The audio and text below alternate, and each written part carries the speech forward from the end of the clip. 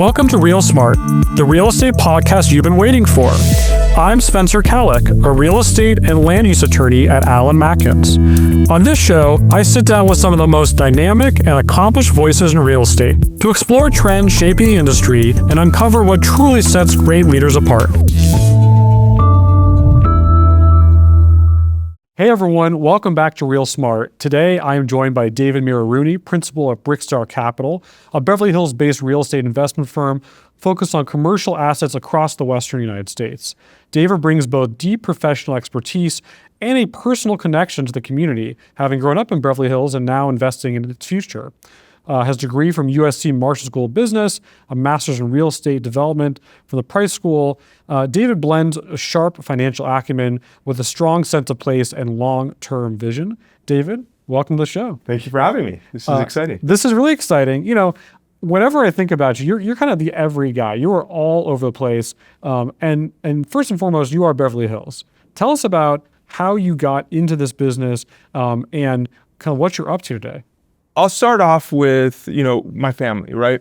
And, this has a lot to do with what we're, experiencing today in terms of immigrants and how we are all living within the United States. My parents came here from Iran, 1978. My dad was a real estate developer, apartments. In Iran. In Iran. Amazing. Like had some great assets. And one day he came here to LA on his honeymoon. His father said, "I don't want you to come back." Wow. And so from there, he never stepped foot in Iran ever again. Did your mother know that? Did he know? Did you now are coming back? Yeah, she knew. She knew. Okay. She knew. The second they came in here, maybe a couple days later, the revolution started happening, and all this stuff, and they literally had a suitcase and moved here. And incredible. And obviously, came to Beverly Hills. Came to LA, LA proper, yeah. And then from there, I want to say in '88. Which is about 7-8 years later, that's when he moved to Beverly Hills. And he started purchasing in Beverly Hills around that time. If only I could go back now and just buy up a bunch of property in the 80s in Beverly Hills, we'd be a very different conversation. Right. But yeah. But what's important is he came here with nothing. He came here with very little assets, and he started off, and he was not into real estate in any way. Like he started off, he went into the home furnishing business, rugs, and he had factories in China, India, et cetera, et cetera. And so he bought one or two properties in real estate, but I always had that itch because I knew he had one or two really choice properties. He was in a totally different business. He asked me to get into that business. I said, I'm not interested in it. And I really, at that point in time, once I became 18, 19, I went to USC, I really learned the business aspect of it, and I took real estate at USC, and I really, really loved that field. So from there, I positioned myself to figure out how can I succeed in real estate. And so I went to USC undergrad. From there, I got a job at Lennar Urban, which is a home building company. Sure. We built a lot of high-rise multifamily within Southern California, and it was a really amazing experience. And one of the things that if anyone asks me, well, how'd you get into real estate? Is I was humble. Like I was an intern at Lennar. I said, give me any position. You got to start at the bottom, work your way up. I started as an intern, moved to financial analyst and all that stuff. And so I was there for 3 years. And one of the things that I gained experience with at Lennar was networking and meeting people. Well, you're a schmoozer. I mean, you were born and raised a schmoozer. I enjoy schmoozing. Yes. Look, I enjoy schmoozing too. Don't get me wrong. Yeah. Everyone knows that's why we get along so well. I enjoy it, but also. The people that I worked with at Lennar were in the business of schmoozing as well. They were doing massive entitlement projects. We worked on, which is sad that it's still not built, but we were the initial company along with KB Homes to entitle what we called then was Fix Central, which is now, I don't even know what it's called, Oceanwide, the Oceanwide Plaza. We were the initial the infamous graffiti tower in downtown Los Angeles. Yeah. So I worked on a lot of those entitlement efforts, and there's a gentleman named Craig Lawson who was there, and so that's how I cut my teeth in terms of like understanding kind of like the political world, and I just had some great mentors at that company. But I worked my butt off, and they allowed me to network and grow. And so from there, obviously Great Recession happened. in '08, and that was kind of the time where I'm like, I need a little bit more experience, and which is when I went and got my MRed degree. And while I got my MRed degree at USC, which in and of itself has incredible leadership, incredible network too. I feel like everyone in Los Angeles in real estate has got an MRed from USC at some point. Yeah, it's an amazing kind of fraternity of folks. And you know, like, I don't know where this conversation can go, but like from the standpoint of education, right now today you can get education, you know, through AI, right? Like there's a million ways you can learn about different subject matters, et cetera. But AI will never replace personal connections. You know, sitting around at a table across talking about life, you know, that won't be replaced. And so with USC, we had access, or at least even today, they have access to the most amazing professors who are in the field today working. And some of my professors from Not USC, theoretical, it's actual real life experience, practical experience in the ground. Real life, practical experience, practical connections that AI will never replace. And so this is not, hey, go to grad school and that's the best path forward. It's no, find meaningful connections and find ways for yourself to make those connections. And so from there, in '08, '09, my father had shifted a couple of things. And at that point in time, I'm like, we haven't really bought any real estate for like 20 years. You know, let's start. And so that's kind of how the company started, was in '08. We started buying debt, going to banks and figuring out ways to buy those debt, buying them in bankruptcy, getting them out of bankruptcy, you know, foreclosing, doing all that stuff to get our feet wet. And it's just been an amazing ride since then. So what was the first property that you bought? The first property that we bought was through bankruptcy, and if I recall, was a piece of land that we still own in Vegas across the Rio. Amazing. Yeah. Okay. We bought it. It was if I recall, it was like a $14 million loan. The bank sold it to us for, I want to say, $2 million. Wow. We thought it was an amazing deal. Wow. And ultimately, you know, in retrospect, was it a great deal? I don't know, but I'll tell you why it was a great deal. It was a great deal because anytime the first investment, you may not make a lot of money, but then you get acclimated to what the surrounding area is and the broker network, and you really understand that market. And so that was our first investment in Vegas, and we made multiple other investments in Vegas since then. And I want to say, I would give credit to that first investment. Now, yeah, did we make money on that investment? Yeah, but is it worth $13 million today? No. You know what I mean? Well, it will be one day. It will be, but we're happy, right? I love it. I love it. So in terms of your investing today, you do, I know, a lot of retail, some restaurant, you've got a bunch of other things going on. What are the different buckets that you're invested in, and what are you excited about? So I like to say that we're everything today except for industrial, right? That's basically what we are. You know, there's a lot of smart people in the industrial arena. We could get into industrial. I just don't think I add value today with our capital stack in industrial. We historically have had hotels, hospitality, senior living, retail, office, and a little bit of multifamily. But our main focus is retail.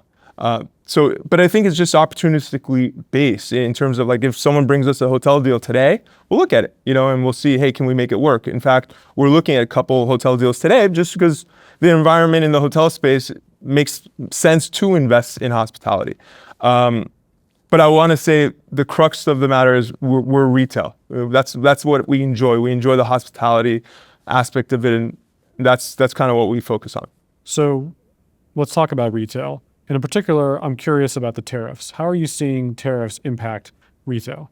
We haven't seen, at least I haven't seen, tariffs impact retail within our portfolio. It's too soon. It's too soon. In fact, like Jamie Dimon said something today, like, you know, I see there's a 50% chance of interest rates going up because of tariffs, right? But it's going to be slow. I'm not an economist. I can't.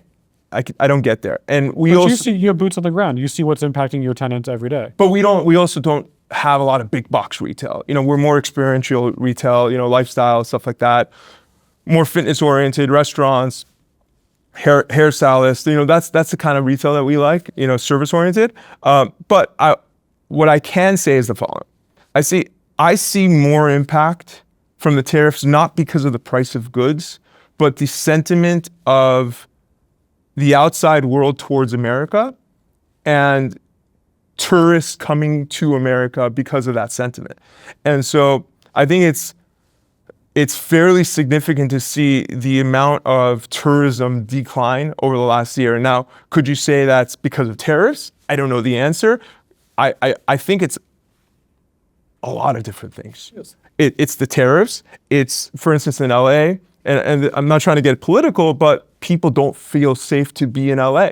They don't feel safe, I get it, right? You and I both grew up here, and it's not the LA that you and I grew up in. I mean, we've talked about it. My house has been broken into twice in the last couple of years. It's terrible. And Beverly Hills has the best police force in the world, but at the end of the day, there's only so much we can do. And so I think what we need to do, not only in LA, but nationwide, is to say, hey, find a way to get tourists to come back. And I think that's more important than, tariffs, because at the end of the day, if you have people and bodies wanting to come to America and you have a pool of people that are there, they'll find a way to spend. But if we have no one to want to spend, then I think, we'll have an issue. And I think the second issue is, and I don't want to get political, but like from illegal immigration, right? And undocumented immigrants. If we have 1 million undocumented immigrants within LA, and I've heard, anywhere between 20 and 40% of restaurant workers working in the back kitchen are undocumented. Now, I would hope that most of those people pay taxes, but Those are hardworking folks. they're hardworking folks, right? What happens if they're scared to go to work and they're just chilling at home all the day? It has a huge impact on our economy. Those are the issues. And personally, I'm all for finding a way to make sure that everyone who is undocumented, making them documented. Because we're all immigrants, as you started this discussion. Exactly, and that's what I'm trying to get at. I want everyone to find that path, but we have to figure out a way. And I'm not the president. I'll never. I mean that Maybe one day. nah, You do have a future in politics. I know we talk about this all the time. One day you are going to run for city council, if not beyond there. One day we'll get there. it may, God willing, when my kids are in college, Okay, So, fair enough. but what I'm trying to get is I'm not the president. Being in those shoes is very difficult to make those decisions. But what I will say is that it's putting a toll on our local economy where people are not going to work, and that then becomes either price of labor goes up, or people are just not going to work, and that spending power is gone. So you're not seeing a direct impact of tariffs on retail. What are you seeing in terms of an uptick? Are there certain subclasses of retail that are on the upswing right now, or that you're seeing more interest from potential tenants? Yeah, I mean, for instance, we see a lot of interest from specialty fitness, Pilates, yoga, local high-end gym. We see a lot of interest from hairstylists, hair salons, those types of things. In Florida, we recently made an investment a couple of years ago in Florida. We bought an office building that we converted to retail. It had 1 or 2 retailers, but we had an office building. And so we're now curating what that mix looks like. And we've just signed a Pilates tenant. We're in negotiations with a 12,000 square foot experiential gym, really cool, high end, with cold plunge and sauna and stuff like that. A juice tenant, those are the types of people that are knocking on our door. We have a long, waiting list of people to try to get in. You know what I mean? You've got incredible properties where people want to be. Yeah. Are you seeing, with all that's happening in the economy right now, with tariffs, with uncertainty, with immigration, are rents increasing, decreasing, staying stable? Where do you think things are at? I think the answer is it depends on where you are, right? And it depends on the asset class and the type of building that you have, right? I'll give you very real world examples. We have some office, right? Downtown office building, disaster. Our building was the riots. I don't want to call it the riots, but I want to say the protests is the best way to say it, that happened on 2nd and San Pedro, 3 weeks ago. This is in connection with the ICE raids in Los Angeles. Correct. Thank you. that we own the building directly on that corner. We sold it 2 years ago, and we own the building next to that, which we currently have, and it's 80% vacant. In terms of occupancy, we just lost our major tenant to Century City. We get it, and we had an amazing ride with that tenant, and we're currently on the market to sell that property. And we generally not sell, and we can get into that, but to an owner user, because that's probably the best play right now. But if you were to ask me how rents are in downtown LA, crap, right? When we were getting probably 270, 275, potentially triple net. I would say we're, probably gross right now if I were to guess. Hollywood, not great, right? Beverly Hills, retail is doing really well. Office in Vegas, we have office in Vegas, we're doing very well.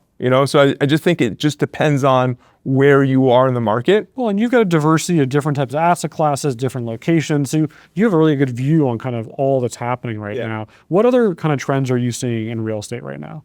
So I will say, there's good and bad with and help me with the code, right? But Gavin Newsom, like 2-3 years ago, had this bill that stated that cities must allow for a use to be built around a transit center without any parking. Correct. We're talking about AB 2097, which got rid of parking minimums around or within a half mile of a major transit stop. Right. So as an owner trying to buy a new property, that's fantastic, right? But the problem that happens is that if you're already an owner of multiple restaurant properties that had the parking, that were grandfathered in, that all that stuff, that charm of having a restaurant building is pretty much no longer there, because you can build a restaurant next door in a space. And so the trends that I see now are that, from a hospitality standpoint, restaurants either want to be in second-gen space, and landlords are willing to build them that space because those Big are TIs, yeah. And those are basically the only tenant, one of the only tenants that are interested. And so the trends I'm seeing is that, restaurateurs are getting, at least on the fast casual under 2,000, under 3,000 square feet, they're getting, decent build out budgets that they never got. And so that's one trend that I'm seeing, because ultimately landlords, we're all shifting. We're all trying. Well, it's a competitive market, so you've got to respond to the times. And if that's what market is, you don't have a choice but to give that. Right. But then, so the way we like to do things is we're open to those deals. Like at Valley Country Market, we have a couple. Great assets you guys bought out in the Valley. Credible tenants. You've done an amazing job of cultivating and curating that space. Yeah, and that's what we do. We try to buy value at opportunistic things. The previous owner, God bless them, they did an amazing job in terms of design and, trying to build a community, and COVID hit. And, at the end of the day, we were given a property that was highly vacant. And so it was up to us to put the capital in and find that right tenant mix. But the only way we're getting restaurants right now, and we're not benefiting out of that assembly bill because we're not directly next to Metro, but the only way we're getting a benefit out of that is we're doing massive build outs that we never thought we would. But in return, we ask for a cut of the business. And so hopefully at some point in time, we'll make our money back. So I'm really curious about this, and I don't want you to give away, the secret sauce, but, in the retail space, a revenue share is more and more common. How do you typically structure those kind of deals? What do you think about, whether it's a brand new concept or a well-established, brand name? How do you approach those deals? So we look at where market rent is, and we never try to beat exactly at market rent. We're not here to extract every single dollar. But the way that we pitch our idea and how we want to do business with any tenant, whether it's retail, whether it's services, whether it's restaurants, is you have a certain occupancy cost that will make you successful. There's 100% of, in a pot of pie, there's 100%. Let's just say 40% goes to labor, right? In restaurants, you want a 20% profit margin, 10% goes to rent. There's those buckets, and those buckets are obviously different depending on who the tenant is, and even within restaurants, depending on whether you're a fast food or whether you're a steak, whatever it is. So we go to them and say, like, listen, what are you happy with? What's your occupancy cost? And that is not how the negotiation really goes, but ultimately we figure out what that number they're really happy with. And we're like, if we can provide you an environment where you're blowing through your sales above and beyond what you thought you were going to be at, we should get a cut. And we've been pretty successful there. And sometimes we don't get that cut because they're not doing well. There's a floor, you're saying, and anything above that. Yeah, but then what happens is, as an owner of the real estate, we're partners.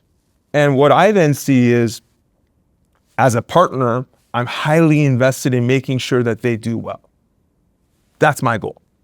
That makes sense. I mean, you're aligning your interests, and you're also having some fun, it sounds like, while you're doing it too.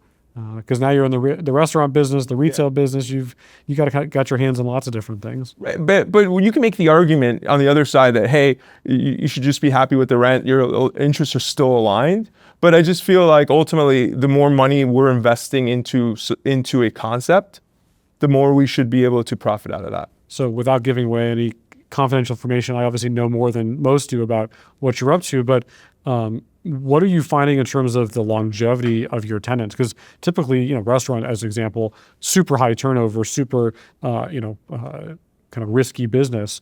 Are you seeing, I don't know let's make up a number. The normal, lifespan of a restaurant is a year or two. But you've had some tenants who have been there for a decade. Yeah. So what are you seeing? So we, in general, and I want to say that we've been lucky, right? But I also want to say that we've been able to create our luck in that, certain tenants that are in the restaurant space can't pay us rent this month. We look at them and we're like, we get it. We understand. Pay us next month, right? And I hope this never, no one ever uses it against me, but none of your tenants or potential tenants are listening to this, I'm sure. Yeah. But ultimately, we are very open to structuring deals. Like, for instance, during the pandemic, I don't want to say I gave rent credit to every single tenant, but a lot of our tenants that deserved one. Sure, restaurants got hit hard. We gave it to them. We didn't ask for PPP. We didn't ask for any of that stuff. We gave pure hard rent credit. And what we asked for in return was if they didn't have percentage rent, we're like, well, give us percentage rent and work through that. We did a deal with an office tenant who still came to the office, but they're like, we can't afford it. We did a deal where we took a piece of their business. I think we gave them $1 million rent credit, for instance. And we're like, well, you just raised $100 million or whatever it is. This $1 million that we just gave you in rent credit, put it into your business. There's certain things that we did that kind of was a win-win. That's what we try to guide by, is doing win-win deals is ultimately what we try to do at all times. I love it. So one of the things that I found about you is, a lot of people, nothing against it, but are, show up, work hard, and go home and do their thing. But you get your hands in lots of different worlds, and in particular in the community. And I know Beverly Hills is your home. You love Beverly Hills, born and raised.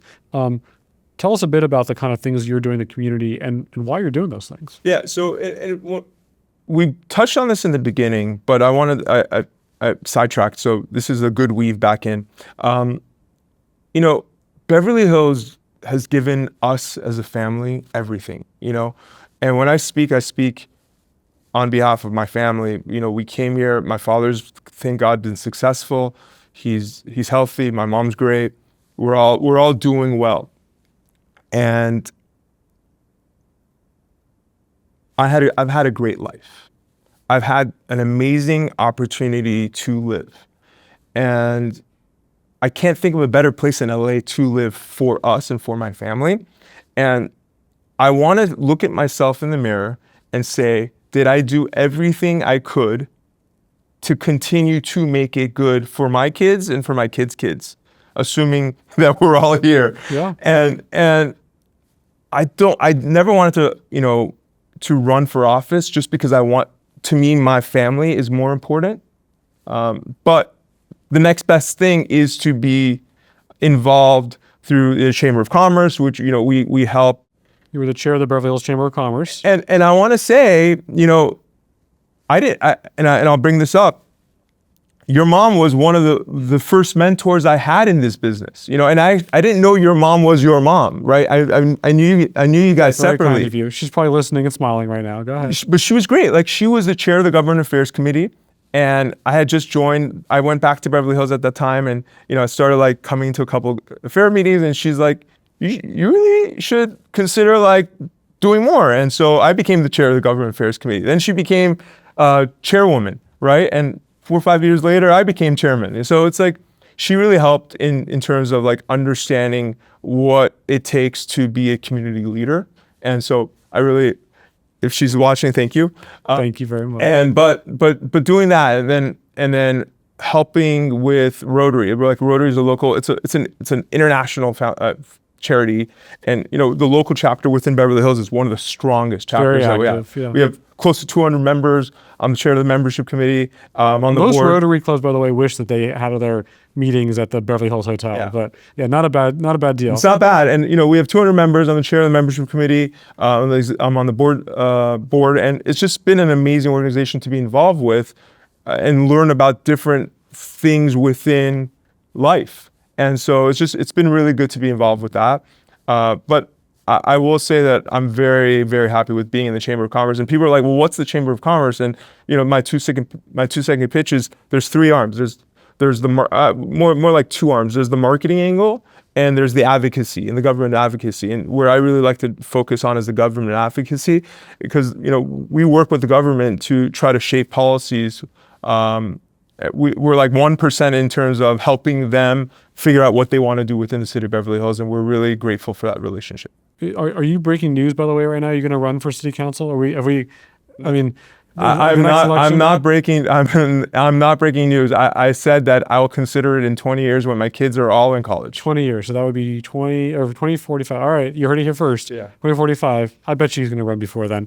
Why do you do the kind of community work that you do, and how does it maybe positively or negatively impact your real estate business?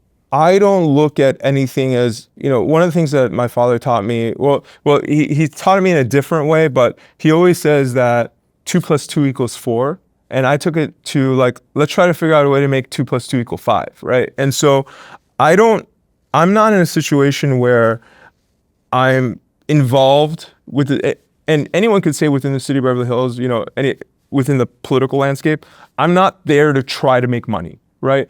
I'm not there to go and entitle one of my projects. Yeah, we have a project. I'm going to try to like let everyone know we have something here, right? Sure. But I'm not using what I'm doing in the community to my benefit from the angle of, hey, let me line my pocket. Because for me, what's more important, as I mentioned to everyone, was that I want my kids and my grandkids to be able to live in Beverly Hills, and for them to have the pride that I have today. And, the type of living that we have today is amazing. And so that's what motivates me. It's not business. It's not any of that stuff. If I can make money, great, and I've made some amazing contacts, but I don't think I've ever done a deal with anyone through the Chamber of Commerce. MRAD is a different story, but through the Chamber of Commerce, never done that. So you are, we joked about at the beginning, you're the consummate schmoozer, relationship guy. It seems like everybody I know knows you, and loves you for the most part. How do you do it? How do you stay in touch with everybody? How do you kind of keep that network in place? That's probably that's a great question. And it's one of the most difficult things, especially, for me, what's most important is my family, right? That's number one. And you have a beautiful family. Thank you. And I want to also say I've got an amazing brother who's my partner in this, and I wouldn't be able to, work with him without that. Amazing father, mother, and sister. But so I have to mention that, and I've got a great friend group, right? But how do I do it? I haven't been on a roll like I was like 10, 12 years ago, because I have a lot of other different things going. But I'll give you an example. It was my birthday the other day, and your birthday's coming too, right? It was a couple weeks ago. A couple weeks ago, yeah. Happy birthday. I remember that. So a couple people reached out, and I'm like, let's grab lunch. You know what I mean? That type of thing. So for me, it's just always putting yourself out there. And as I mentioned before, it's all of our jobs, in order for us to be successful, especially with artificial intelligence coming out, to figure out a way to have those personal connections, because I think that's really the only way that's going to, someone could put in a chatbot, hey, find me a way to make money, right? But at the end of the day, I think those personal connections are what's going to, those personal connections are what's going to help people even be more successful. Has that led, those personal connections, the schmoozing, led to actual deals, tenants, new properties? 100%, 100%. So I mentioned this earlier, like, my MRED, we were purchasing a hotel deal in Vegas, and the partners that we had at the time came to us for co-GP. They said they're going to raise all the money and all that stuff. And at the end of the day, we were in escrow and we didn't have the rest of the 80%. I committed, it was a larger deal at the time for us, and it was 2 hotels we were buying in Vegas. And we committed as a family to put up 20%. Our partner said, we'll raise the rest. We're like, okay, great. Let's go into escrow. We put up the money. We became non-refundable. We were talking to a couple groups, and those guys went away. We're like, do we fund the rest ourselves? Like, what do we do? And I never thought these guys would invest in hotels. I happened to talk to a friend of mine from MRED. We said, let's grab drinks. And you're like, well, what are you up to? And I'm like, I'm doing this. He goes, oh, we have a couple of hotels in our portfolio. Can I look at it? I'm like, yeah, here. Tomorrow, the next day, he looked at it. You're like, up. I'm trying to make this very simplified, but we're in. Wow. They did it. They stroked it. They wrote the check for 80%. We closed like 3-4 weeks later. We all made a lot of money, and we sold the hotels, and everyone's happy, right? So we high five each other every single time we see each other. I love it. But that's a story from, hey, let's just grab lunch. Let's talk about what we're up to. So that's a skill, right? And you and I share that skill, but most folks, that's not natural for them. It's not the way that they do business. It's something that I get asked all the time, like, oh, how do you network? How do you do this? What's the secret sauce? How do you do it? I can't answer that. I can't answer that because I like what I do. I come to work. It's natural. It's in your blood. I come to work every day, and I love the field that I'm in, and the way that I've been built as a person, as a soul, as a human being, as an individual. I'm more of that extrovert, right? And so it's naturally easy for me. I would say that just putting yourself out there is what's important, and making sure that you're in the right spots to be able to be successful, and not worrying about, what someone's going to think of you, when you speak to them. But a lot of those deals that I've made, the deals that I've made in the past have been networking. Like, we sold the building to a buyer just going to a BizNow conference, I think. It was like it was like one of like. So the good plug for BizNow. Apparently, they should be. I think it was BizNow. We went in and I saw a buyer, and it was on the market. And I called my broker, and I'm like, this guy's interested. Amazing. So did you get the commission for that? No, I did not. But he gladly earned it. I love it. He made it work. I love it. So I consider you a leader, both in the community, in the business. What is your leadership style? How do you approach leadership?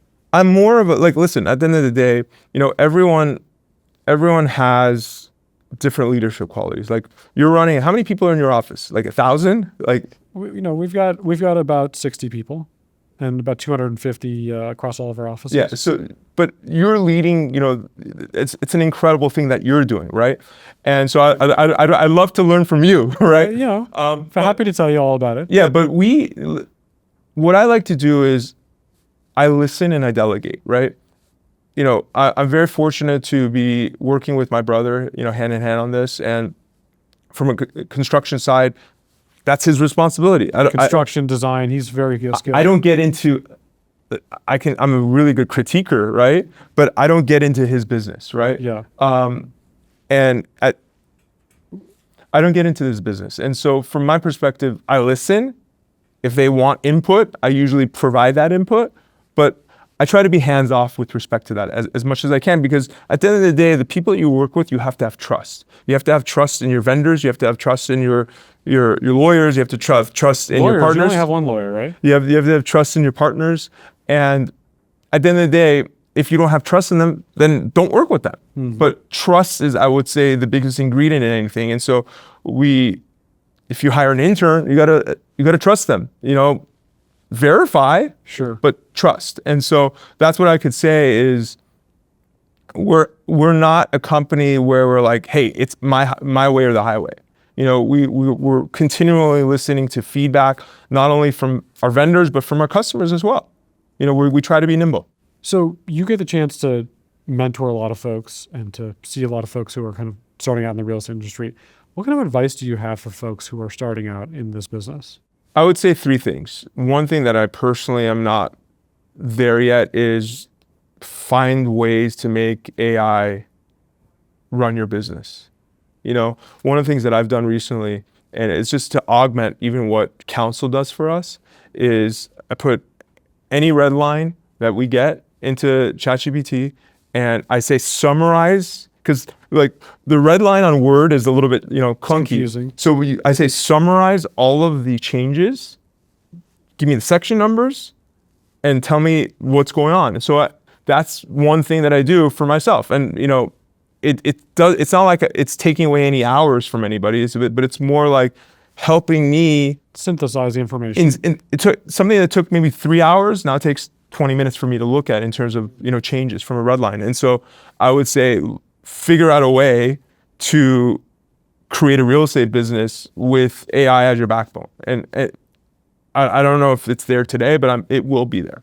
That's the first thing. But second thing I want to say is just working hard, putting yourself out there. And even if you're not, an extrovert, it's just making a name for yourself. And so maybe if you don't like networking, but you've got amazing writing skills, become a champion at posts on LinkedIn and Twitter, and be a personality on those social media, and people are going to want to do deals with you because they're learning from you on those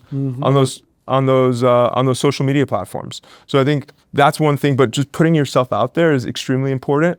And then just being a good person, I think, is extremely important in this industry. Make sure you're paying your vendors. Make sure you're paying your vendors on time. I hear horror stories where brokers are not being paid for 30 to 45 days after commissions due. Pay them the next day if you can.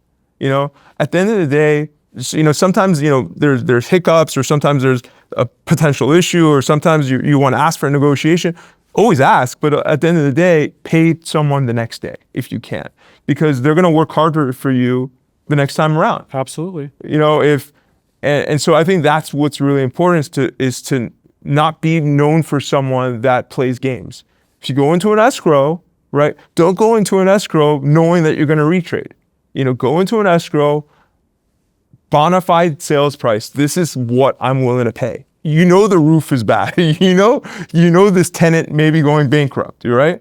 Offer what you really want to offer. Don't waste anyone's time, because ultimately at the end of the day, a seller is going to come back to you on another deal and say, hey, you did good for me, And I think that's what's more important than anything else, is who your reputation is and how you show yourself within the community. And I can't say that I've done everything by the book. I've done everything by the book, but I can say that I transact with dignity and honor. And that's what's important to me, is having the ability to when you shake someone's hand, you do the deal. And that's kind of what my focus is, and that's the biggest advice I can give to anybody, is to have a good name. I love that. You've got your hands in so many different things. You're a super busy guy.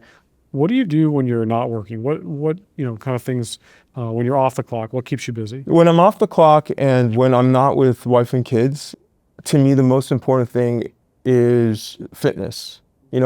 As I'm aging and you can see the gray hairs. Well, come on, you're looking good. I'm not denying that I'm looking good, but it's how I am today is a lot different than what I was 20 years ago, and the level of dedication that I have to have. My mind is much more mature than when I was 20.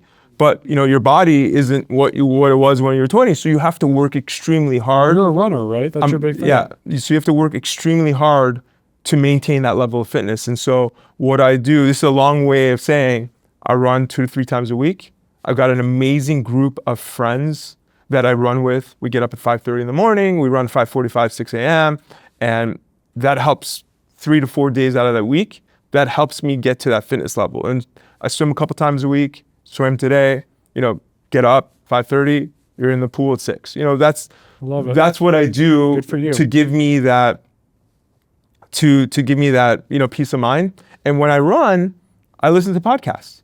I don't listen to music. That's kind of like my way of. You're going to have to start listening to the Real Smart podcast. 100%. And that's what I do. I listen to a lot of real estate. Make sure you subscribe, by the way. Subscribe. Hit the button. Subscribe on Real Smart. But like Trep's for instance, Trep is a very technical, real estate podcast that I listen to. Yeah, Trep. Okay. It talks about like loan delinquencies and what they're seeing in the market, and it's a great podcast. And I listen to it. It's boring from the standpoint of listening to it. I hope no one calls our podcast boring, but okay.